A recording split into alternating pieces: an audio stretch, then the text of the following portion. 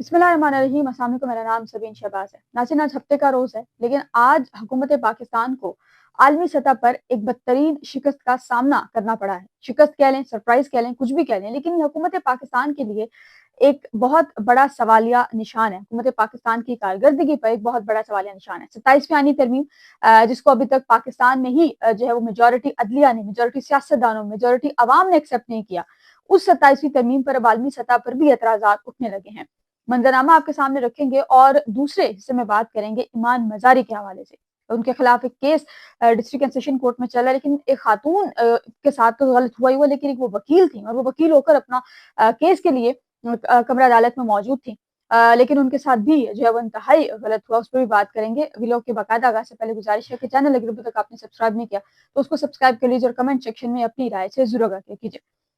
नाज़रीन, अक़वाम मुत्तहिदा के high commissioner बराए इंसानी हकूक हैं, उन्होंने 27वीं आईनी तरमीम पर एतराज़ात उठाए हैं और शदीद तशवीश का इजहार किया। पहले दिन से जब 27वीं आईनी तरमीम पास हुई है, तो पहले दिन से पास होने के फौरी बाद जो है सुप्रीम कोर्ट के जज साहिबान मुस्ताफी हुए। मोस्ट सीनियर प्योनी जज जो हैं वो मुस्ताफी हुए, उनके साथ सुप्रीम कोर्ट के और जजेस मुस्ताफी हुए, लाहौर हाई कोर्ट के जज मुस्ताफी हुए, कई वकला ने इस्तीफे दे दिए अपने यहाँ मौदों से। लेकिन उसके बावजूद हुकूमत पाकिस्तान ने होश के नाखून नहीं ली। आज अक़वाम मुत्तहिदा के हाई कमिश्नर बराए इंसानी हकूक हैं, उनका एक बयान सामने आया है और उन्होंने एक बयान में ये कहा है। मैं जरा उनका बयान आपके सामने पढ़ती हूँ।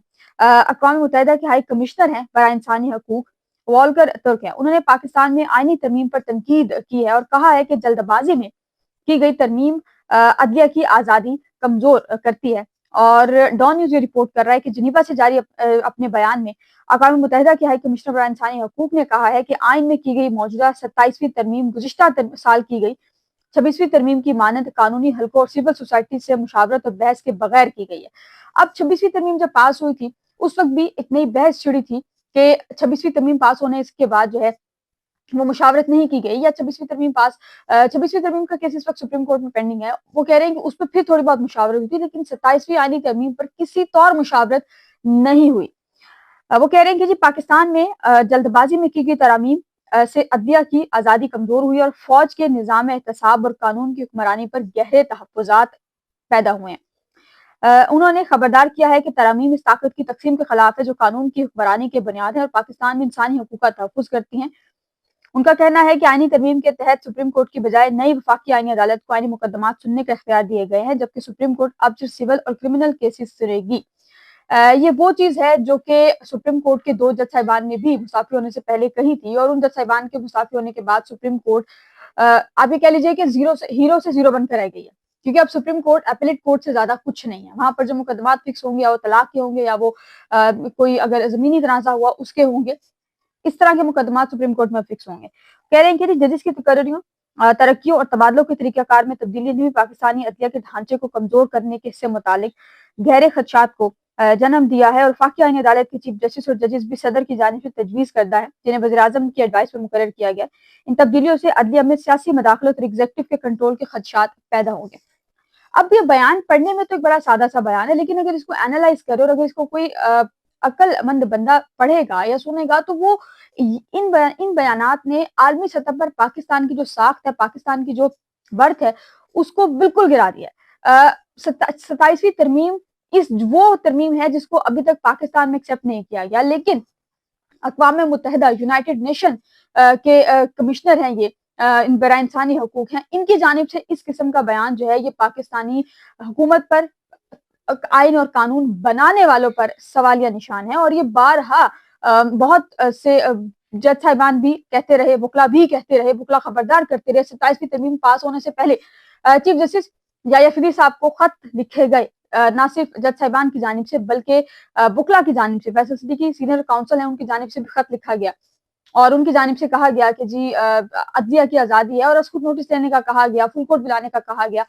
लेकिन वो है कि याया साहब जो है, उनको चीफ जस्टिस साहब जो है, उनको हर चीज याद आती है सब कुछ खत्म होने के बाद। 26वीं तरमीम जब पास हुई, सब कुछ खत्म होने के बाद उनको याद आया कि चीजें जो है वो खराब हो रही हैं, तो उसको हल करने के लिए कुछ ना कुछ करना पड़ेगा। तो उन्होंने अपने एंड पर जो कोशिश है वो शुरू की।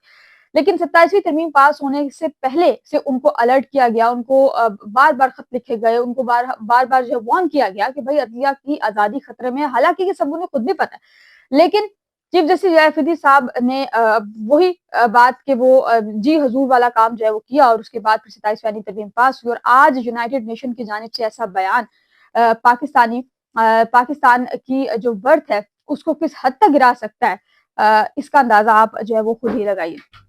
دوسرے حصے میں بات کریں گے ایمان مزاری ہیں، شیریں مزاری کی بیٹی۔ شیریں مزاری پاکستان تحریک انصاف کی حکومت میں جب 2018 سے 2023 تک جو حکومت 2018 سے 2023 تک جو حکومت رہی ہے، شیریں مزاری جو ہے اس میں وفاقی وزیر بھی رہی ہیں۔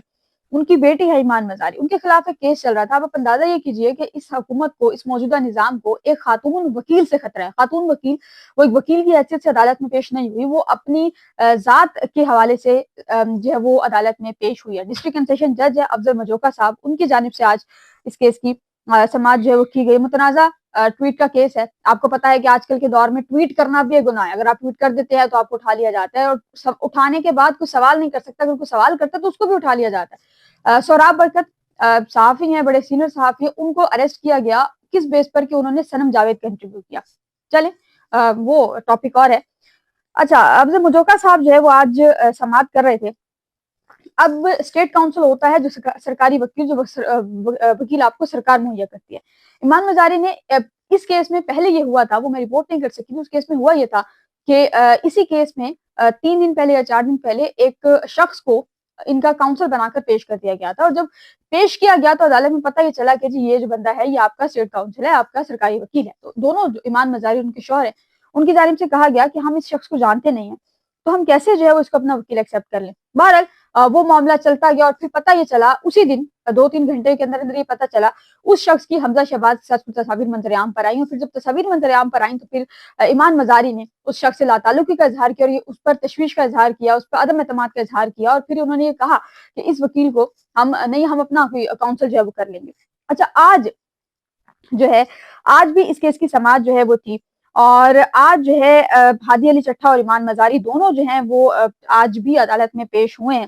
آج بیسیکلی بریت پر سماعت تھی، اور بریت پر سماعت پر جج صاحب نے فیصلہ یہ دیا ہے کہ بریت دینا میرا دائرہ اختیار نہیں ہے۔ ڈسٹرکٹ کنسیشن جج صاحب یہ کہہ رہے ہیں کہ بریت جو ہے وہ دینا وہ میرے اختیار میں نہیں ہے۔ آج جب سماعت ہو رہی تھی تو اس وقت میں آج جب بریت کی سماعت ہو رہی تھی تو اس وقت میں لیڈیز کانسٹیبل جو ہیں مجوکا صاحب نے اس کو بلایا۔ ایمان مزاری صاحبہ جو ہیں انہوں نے کہا کہ میرے کونسل جو ہیں وہ نہیں پہنچ سکتے، اور یہ میرے ڈیفنس کونسل نہیں ہے۔ افضل مجوکا صاحب نے کہا کہ آپ اپنے ڈیفنس کونسل کو بلا لیجیے، انہوں نے کہا کہ یہ میرے ڈیفنس کونسل نہیں ہے۔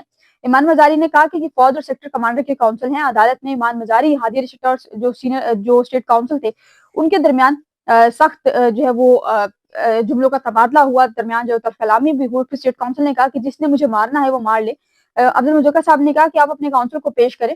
ایمان مزاری نے جو ہے جج سے مکالمہ کیا کہ آپ کہہ دیں گے کہ ملٹری کورٹ۔ ایمان مزاری اور اسٹیٹ کاؤنسل کے درمیان ایک دفعہ پھر سے جو ہے سخت جملوں کا تبادلہ اور تلخ کلامی۔ ایمان مزاری نے کہا کہ یہ فوجی ڈاؤٹ ہے۔